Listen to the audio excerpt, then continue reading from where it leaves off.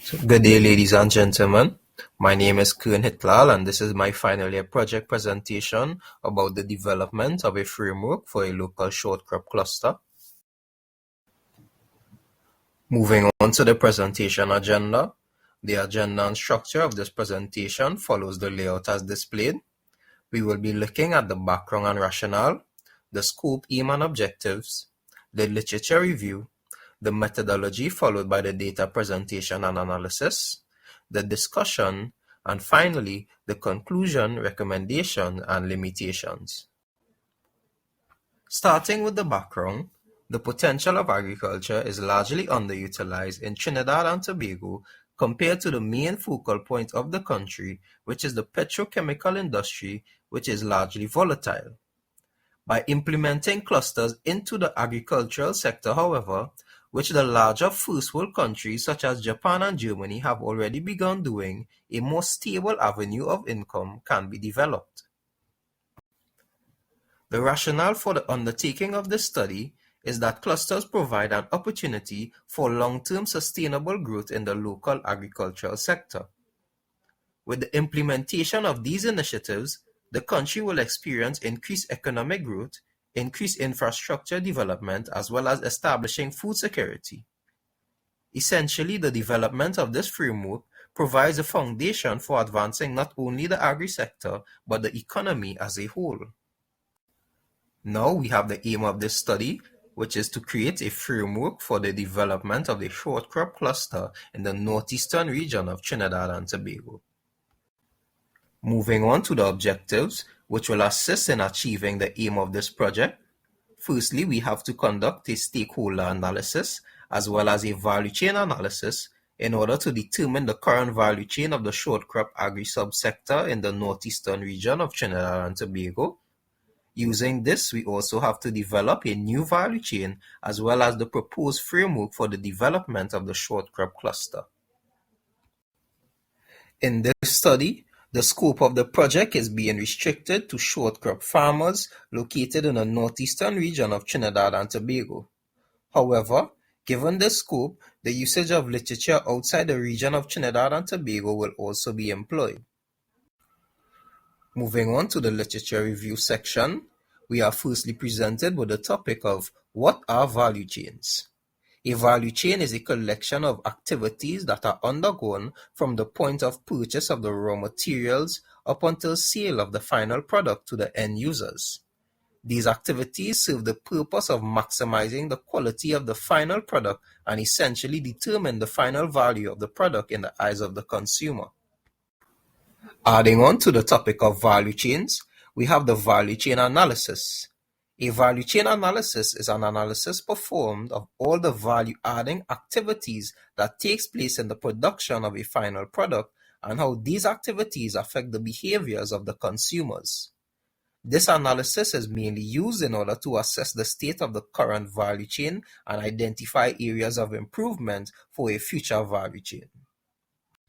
Now moving on to the stakeholder analysis, which is a process utilized in identifying and categorizing all entities of an operation according to their roles, benefits, and interests.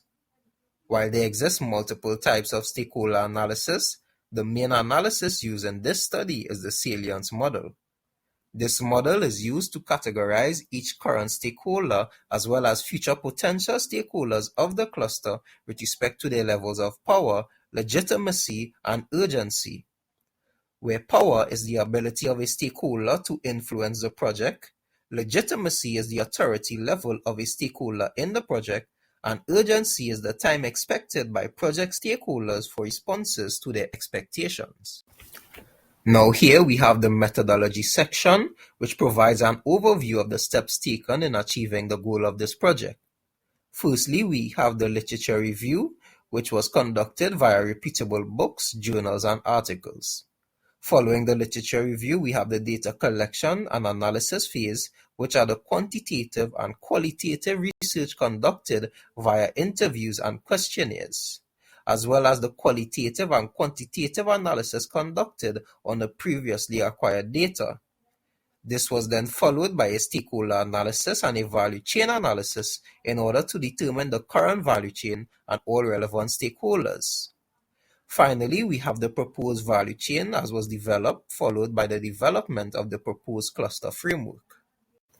Moving on to our data presentation and analysis section, we have the percentage of respondents that were considered micro-businesses and small-scale businesses. The distribution of the respondents in relation to this was 63.2% and 31.6% respectively. It should also be noted that one respondent fell in the range of medium scale, which was between 51 to 100 persons in the business. However, with the majority of respondents falling in the small-scale and micro-scale ranges, it can be concluded that the data collected in this study primarily represents the opinions of small-scale and micro-scale farmers in the northeastern region of Trinidad and Tobago. Now, moving further into a portion of the most critical data collected in this study, it was determined that 84.2% of the respondents were traditional farmers and 89.5% of the respondents acquired their seeds and seedlings from local agricultural shops. In addition to this, it was determined that the majority of these respondents applied no form of processing to their final product, and even less of these respondents applied any preservation methods during cultivation. Building upon the previous section, while 100% of the farmers felt that the agricultural sector required a larger allocation of resources and attention as opposed to the current state, only 89.5% of respondents were actually willing to participate in the cluster. However, these willing participants expected to benefit from the cluster via business expansion and increased networking opportunities. Furthermore, these respondents also bared their concerns of efficient and adequate communication between all participating entities being provided at all times, if they were going to participate in the cluster. Now, utilizing the analysis conducted on the previously collected data, the current value chain of the short crop farmers was deduced.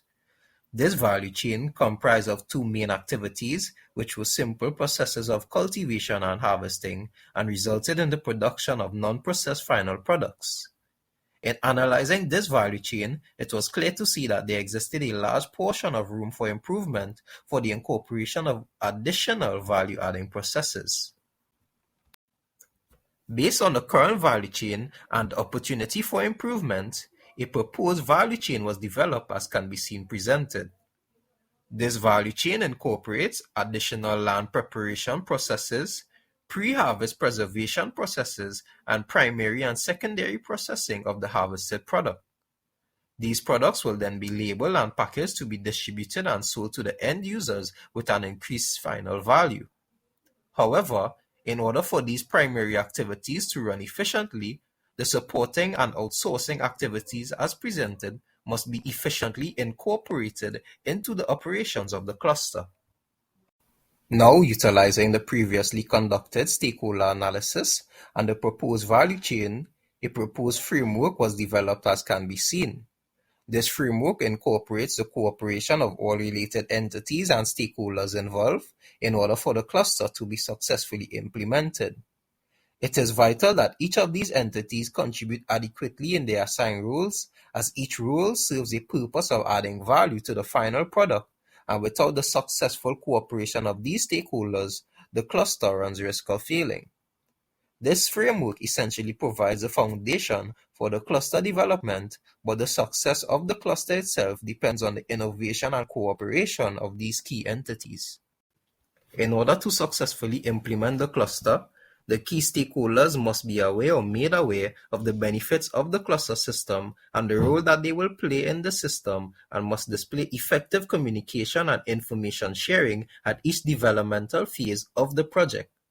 Furthermore, in order for the cluster to be sustainable long-term, the relevant policies, programs, and incentives must be introduced in order to encourage persons to partake in the cluster, as well as ensuring that the cluster remains operational despite the changing of governments.